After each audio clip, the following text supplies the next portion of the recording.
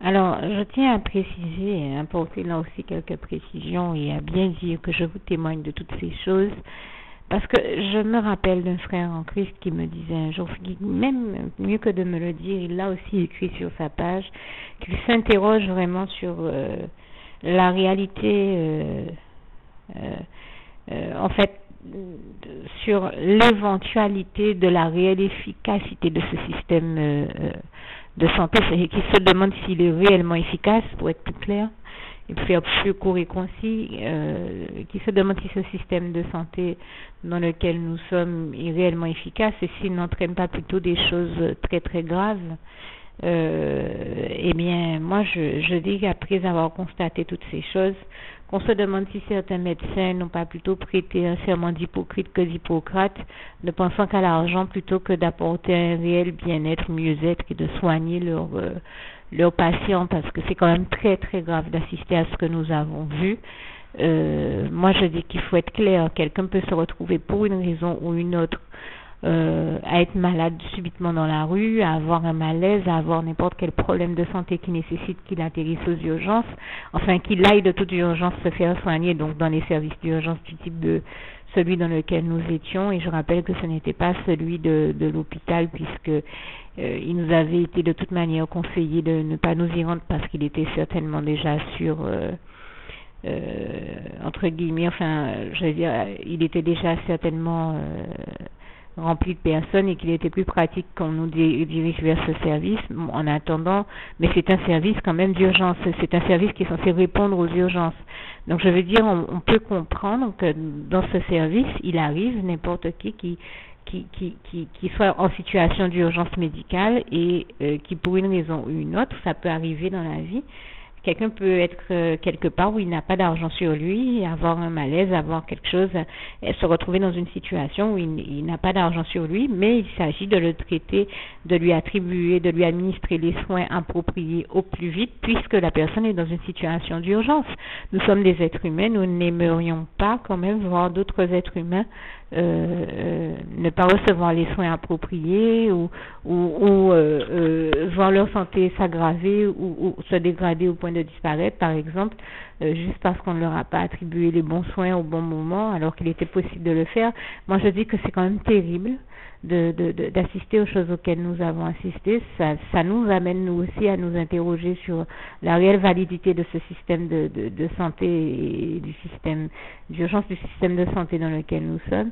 Y a-t-il réellement, en dehors du médecin que j'ai entendu en témoigner à la radio, des médecins qui se soucient réellement, véritablement de la santé de leurs patients et de la voir s'améliorer? Nous en arrivons à nous interroger sur cette question, à nous interroger sur le sens profond de ce qui se fait actuellement.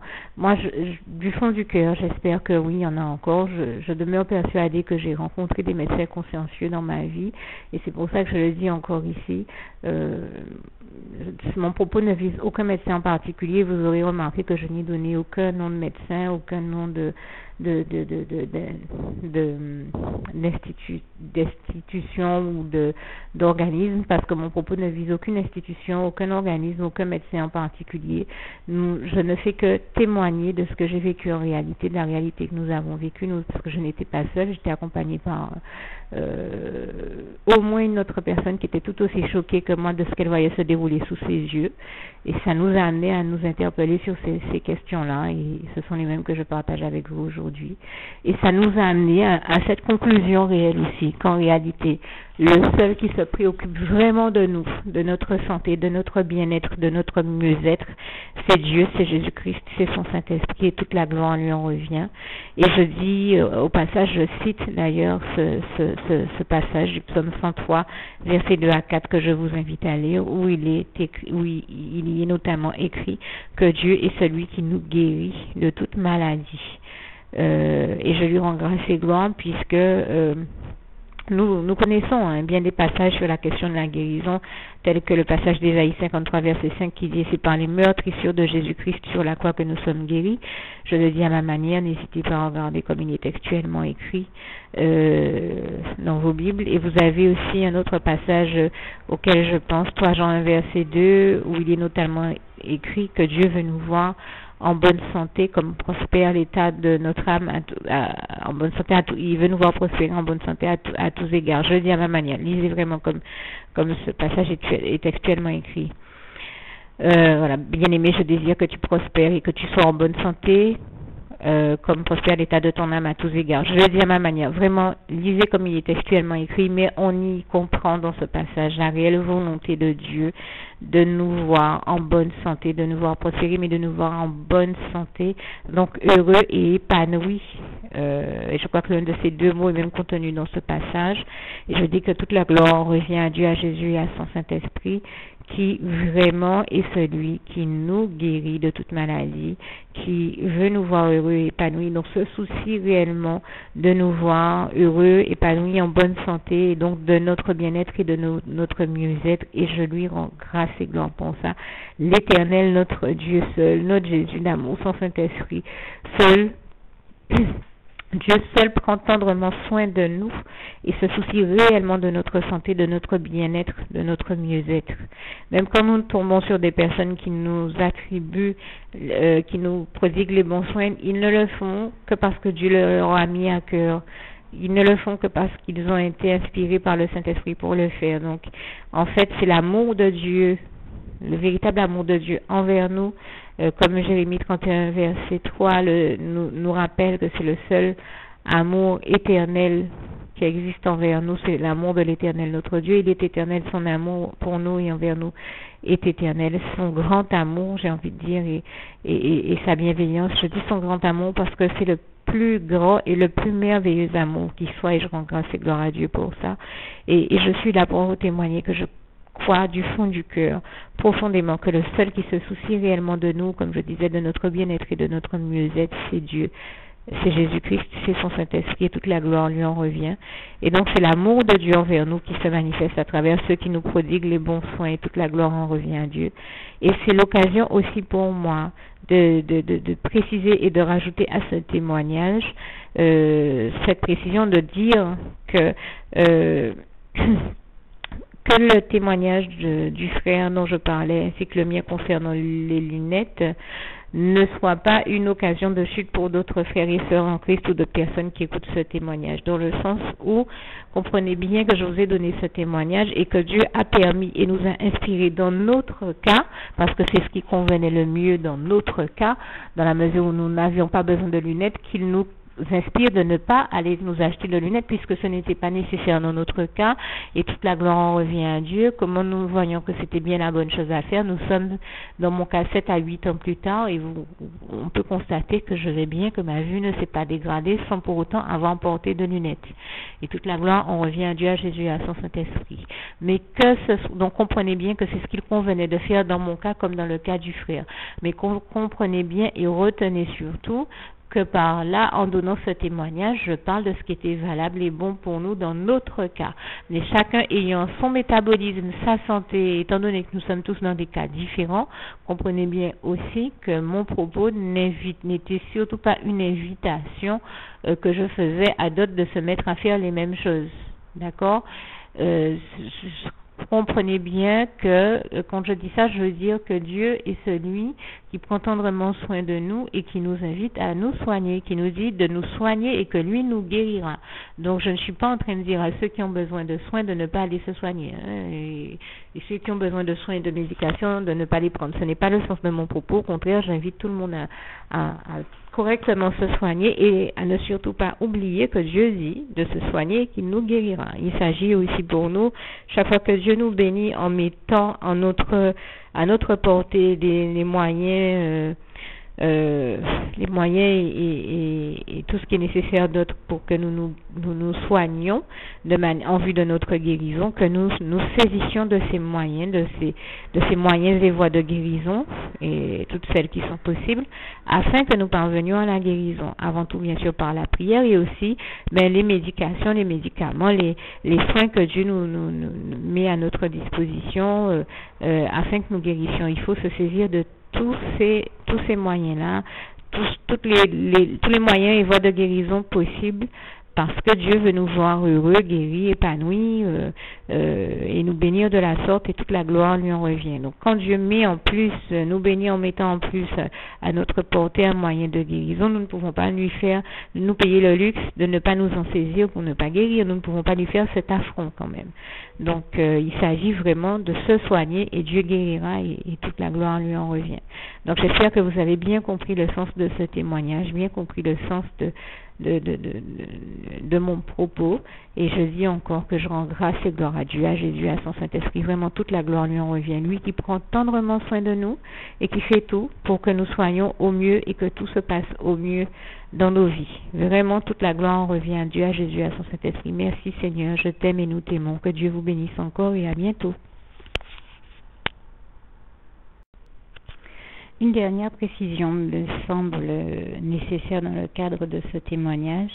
Je tenais à rendre grâce et gloire à Dieu, à Jésus, à son Saint-Esprit. Je le dis encore, toute la gloire lui revient, car vous aurez remarqué que dans cette situation, là où le médecin qui était le médecin censé répondre à l'urgence de ce jeune malade ne l'a pas fait sous prétexte tout simplement qu'il n'avait pas d'argent, et comme je le dis, n'importe qui peut malheureusement se retrouver en situation d'urgence sans nécessairement avoir d'argent sur lui. Il s'agit tout simplement dans ces cas-là d'administrer le bon traitement à cette personne de manière à ce qu'elle guérisse. Dans son cas en plus, c'était quelque chose de vraiment très très simple qui aurait pu le guérir. Des comprimés qui sont vendus peut-être à 2 € sans prescription en pharmacie. L'aurait très rapidement soulagé parce qu'il avait quelque chose qui est de l'ordre de simple mal au ventre pour des problèmes digestifs. Ça n'était vraiment pas quelque chose de grave. Et donc, je rends grâce et gloire à Dieu qui, là où une fois de plus, la médecine et la science n'apportent pas, je veux pas dire que la médecine et la science n'apportent pas, sans parler de ce cas-là, il arrive que très souvent la médecine et la science ne puissent pas apporter de réponses qui soient les bonnes à certains cas. Et d'ailleurs, j'ai un cas sous les yeux encore comme ça, ces temps-ci, de quelqu'un qui est tout bonnement, les médecins sont tout bonnement incapables d'apporter des réponses, et ne serait-ce que de lui dire quelle est, en fonction des symptômes qu'il présente, la maladie dont il est atteint, et à plus forte raison de pouvoir la guérir. C'est là que nous voyons, comme je le disais, que Dieu seul, dans ces cas-là, peut répondre, peut apporter des réponses, un véritable soulagement, une véritable guérison à ces personnes. Et je dis, voilà, que là où la médecine et la science ne peuvent pas apporter, sont limitées, ne peuvent pas apporter les bonnes réponses et les bonnes solutions, Dieu, Jésus-Christ et son Saint-Esprit seuls sont la véritable solution. Dieu est la solution, Jésus est la solution, et à toutes les solutions, à toutes les situations et problèmes que nous pouvons traverser, et je lui rends grâce et gloire pour ça. Là où l'être humain est limité, la médecine, la science et bien d'autres domaines d'action, je dis bien, je n'ai rien contre la médecine, la science, ni aucun médecin, ni qui que ce soit d'autre, ni aucune institution. Je fais simplement le constat objectif de remarquer, après avoir eu divers cas sous les yeux, que très souvent l'être humain ou la médecine ou la science ou bien d'autres n'ont aucune réponse à apporter à ces personnes qui sont en souffrance.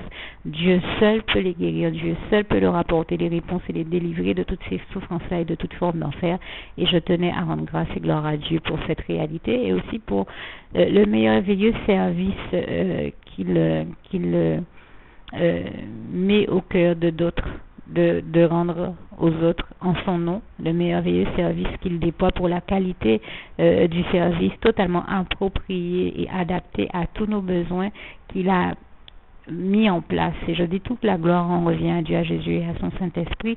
Et dans le cas dont je parle, là où le médecin n'a pas répondu, pour revenir à ce cas, aux besoins de santé de ce jeune qui était en souffrance et qui avait vraiment quelque chose de léger, là où on n'a pas traité son problème de santé juste pour une question d'argent, et je dis que ce n'est pas normal, que nous ne devrions pas voir ce genre de choses-là se produire dans cette société qui marche sur la tête. Il faut bien le reconnaître. Quand on voit encore ce type de cas, on ne peut qu'en être interloqué, et au moins s'interroger, si ce n'est être choqué. Ce que moi je veux dire, c'est que voilà, là où le médecin n'a pas répondu à son besoin, à sa demande, et aurait pu le faire, comme je dis, avec de simples comprimés, sans pour autant que ça l'engage, en admettant qu'il ne veuille pas répondre ou le traiter, au moins avoir l'humanité de lui répondre: écoute, pour ce que tu as, c'est très simple. Il te suffit de prendre tel comprimé qui sont vendus sans prescription, qui vont pouvoir te guérir. Si toi, tu ne peux pas te les procurer en pharmacie, regarde si quelqu'un autour de toi peut te permettre de les avoir, mais ça l'aurait soulagé et délivré de ses souffrances. Ne serait-ce que ça, elle aurait au moins pu dire ça. Ce médecin-là, qui était une femme, aurait pu au moins dire ça. Bien sûr, le problème n'est pas le fait qu'elle ait été une femme, je le précise encore, je n'ai rien, je suis une femme moi-même je n'ai donc rien contre qu'une femme. Je dis tout simplement que il était possible de l'aider et de le soulager de ses souffrances. Et ça n'a pas été fait et je trouve ça inhumain. Je dis que ce genre de choses-là ne devrait pas avoir cours. Quand on est soi-même un être humain, on ne devrait pas laisser, on devrait garder au cœur cette humanité, de se dire je ne peux pas faire souffrir un être humain ce que je ne supporterai pas moi-même que l'on me fasse. Et c'est ce que Dieu nous enseigne dans sa parole en Matthieu. Il nous dit bien de ne pas faire aux autres ce que l'on ne voudrait pas que l'on nous fasse. Alors ce n'est peut-être pas textuellement écrit comme ça, vous retrouverez le passage, mais ce passage de Matthieu nous le dit bien. Je crois que c'est vers Matthieu 7.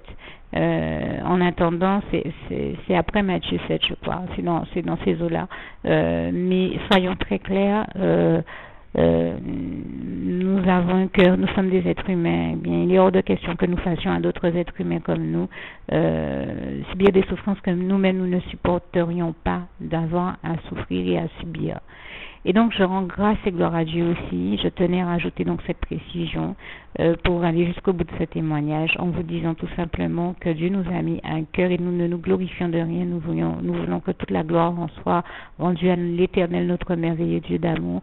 Dieu a disposé nos cœurs afin que par la suite, non seulement nous ayons gardé le contact avec lui, mais que nous lui rendions visite et afin de lui donner, puisque c'est Dieu qui là aussi a mis en place ce système d'aller rendre visite aux malades, et bien afin que nous lui donnions ces simples comprimés qui étaient les bons pour le soulager dans ses souffrances et sa douleur.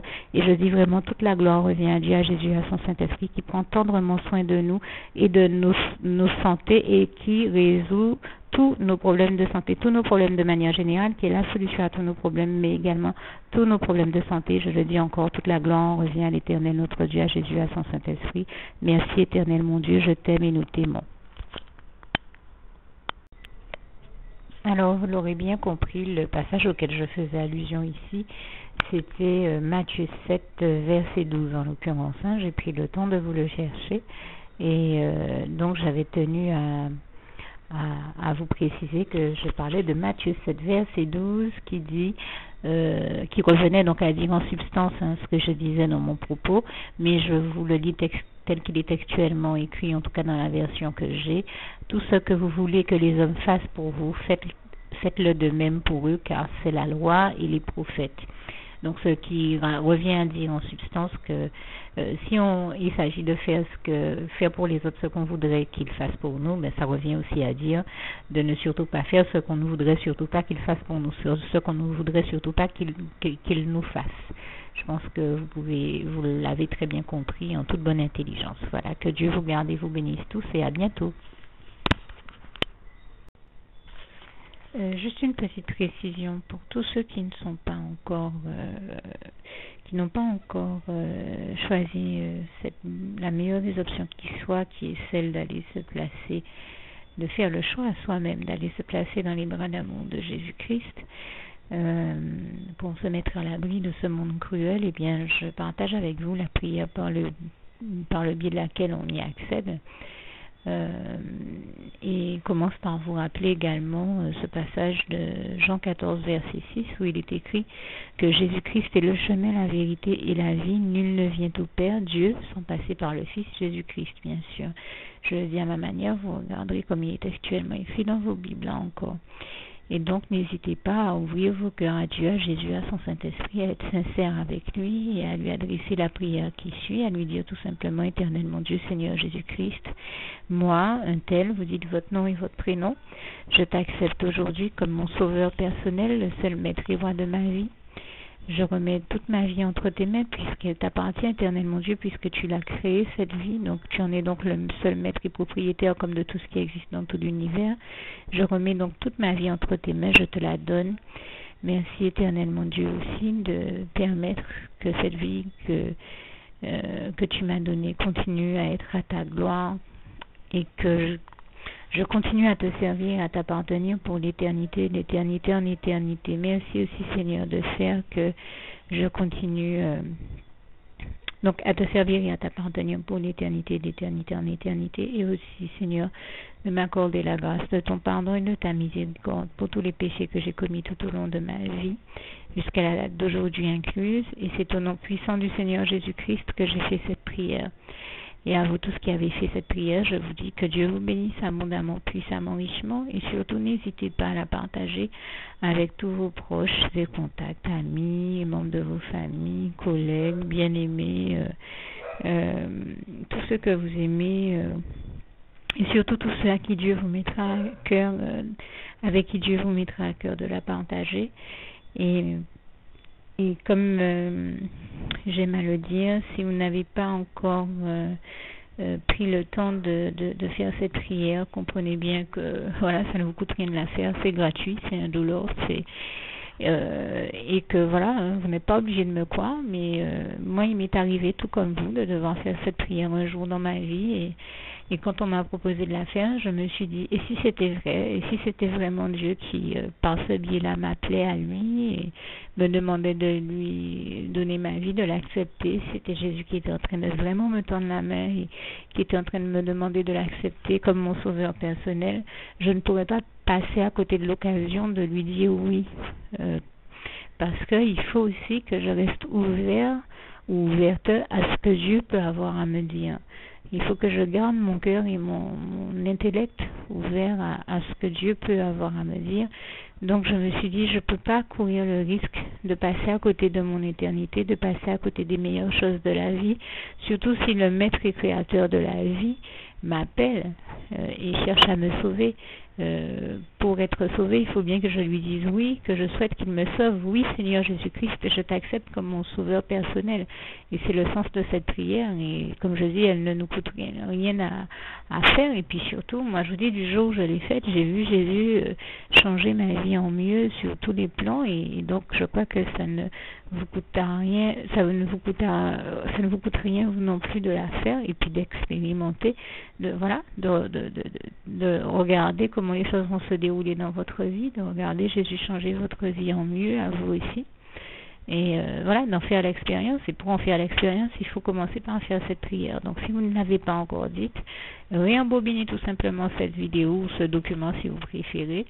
Réécoutez-le et dites avec moi la prière que vous m'avez entendu mentionner. Et n'oubliez surtout jamais que tout est possible à celui qui croit en Dieu, en Jésus-Christ et en son Saint-Esprit, comme il est écrit en Marc 9, verset 23, et que tout est possible à Dieu, comme il est écrit en Marc 10, verset 27. Que Dieu vous bénisse donc et à bientôt.